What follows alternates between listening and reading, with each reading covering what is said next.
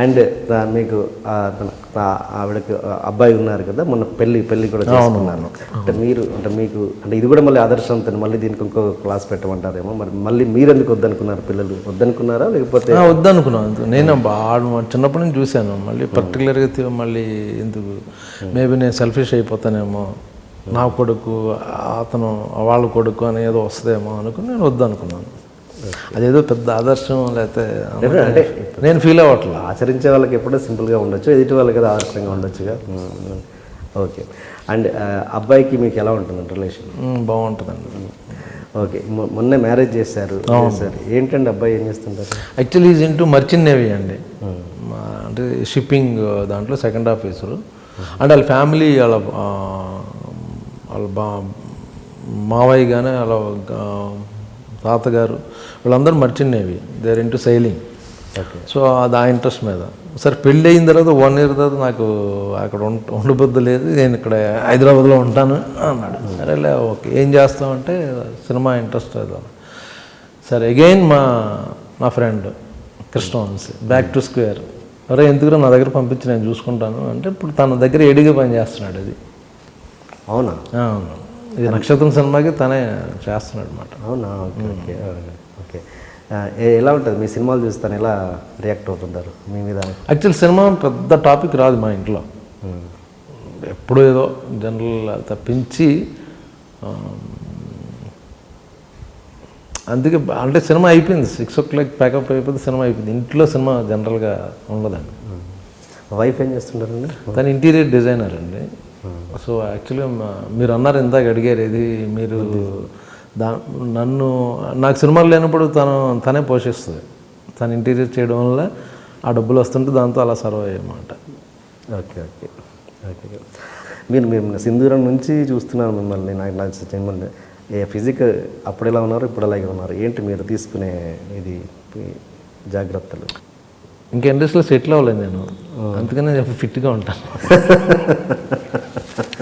అది యాక్చువల్గా నేను ఇప్పుడు నా జనరేషన్కి ఉన్న బ్యాచ్ అయితే సెటిల్ అయిపోయారు అందరూ. నేను I'm still fighting with younger generation అన్నమాట, కాంపిటీషన్ అది. సో అలర్ట్గా ఉంటాను నేను ఇప్పుడు. సో యాక్చువల్ ఆ థింగే నన్ను డిసిప్లైన్, లైఫ్లో కొంత డిసిప్లైన్, ఎర్లీగా పడుకోవడం, అన్నీ సిస్టమేటిక్గా ఉండడం వల్ల. సోషల్ లైఫ్ అసలు ఉండదా మీకు? ఉంటుందండి, అంటే limited.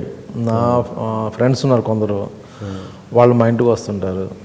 So we have dinner and drinks అంత తప్పించి నేను ఎప్పుడో వాళ్ళు పిలిస్తే వాళ్ళని తప్పించి ఎక్కువ లేట్ నైట్స్ అవి ఉండవు. Okay okay.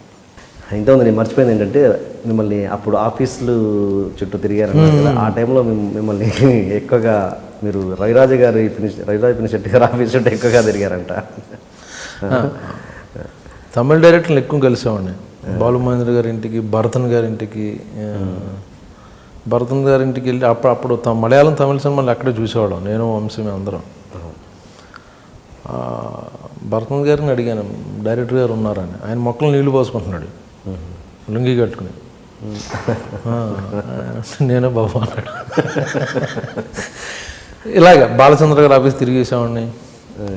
అలాగే అక్కడే రవిరాజ గారు మన శాలిగ్రామం ఉంటారు. వెళ్తే ఆయన చక్కగా ఆయన బాగా రిసీవ్ చేసుకునేవారు. చక్కగా కూర్చోబెట్టి వచ్చిన ఆర్టిస్ట్ని జనరల్గా ఆయన పాపం లెగిసి పొద్దున్నే ఆయన 8 ఒక 6 ఉంటే ఆయన వాళ్ళతో కూర్చొని మాట్లాడి పాపం కాఫీ కూడా ఇచ్చి, ఫలానా రోజు నెక్స్ట్ షెడ్యూల్ కలువు అనేవాడు ఆయన.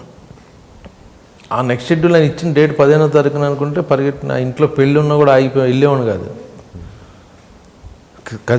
కజిన్స్ ఇది అది ఇంపార్టెంట్ మీటింగ్ ఉందని ఆ 15వ తారీఖు వెళ్తే ఆయన ఉండేవాడు కదా అక్కడ. బాంబేలో హిందీ సినిమా షూటింగ్ అని ఇలా చాలాసార్లు తిరిగేసా ఆయన చుట్టూ. ఆల్మోస్ట్ సంవత్సరానికి 360 రోజులు అంటే 300 రోజులు ఆయన ఇంటికి వెళ్ళేవాడిని. ఆయనతో యాక్ట్ చేయడం కుదరలే అప్పుడు, ఇవ్వలే అసలు ఆయన. అలాగే మా అన్నయ్య సినిమాలో మంచి క్యారెక్టర్ చేశాను ఆయన సినిమాలో, చాలా లాంగ్ అయిన తర్వాత. అలా ట్రై చేసిన వాళ్ళ దగ్గర అసలు అక్కడ కుదరలే. మీకు ఎప్పుడు అనిపించలేదా ఇప్పుడు కృష్ణవంశీ గారు అనుకున్నట్టుగా ఇంకెళ్ళిపోదాం, నెక్స్ట్ డే మీరు భోజనం పెట్టకపోతే వెళ్ళిపోయేవారు ఆయన? అంటే నాకు ఇంట్లో నుంచి భోజనం వచ్చేది, ఫుడ్ వచ్చేది కదా అనుకో. అది ఓకే ఓకే.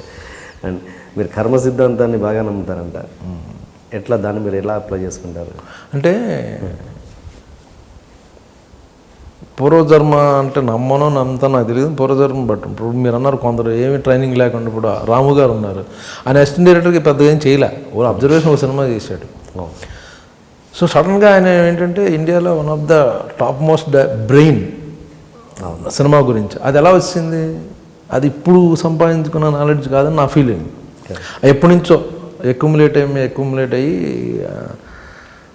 ఒక్క సినిమా అబ్జర్వేషన్ చేసి శివాలాంటి సినిమా తీయడం అంటే మనం ఒక 100 సినిమాలు కో డైరెక్టర్ పనిచేసి లేదా అంత వర్క్ చేసినప్పుడు ఒక సినిమా చేసాడు.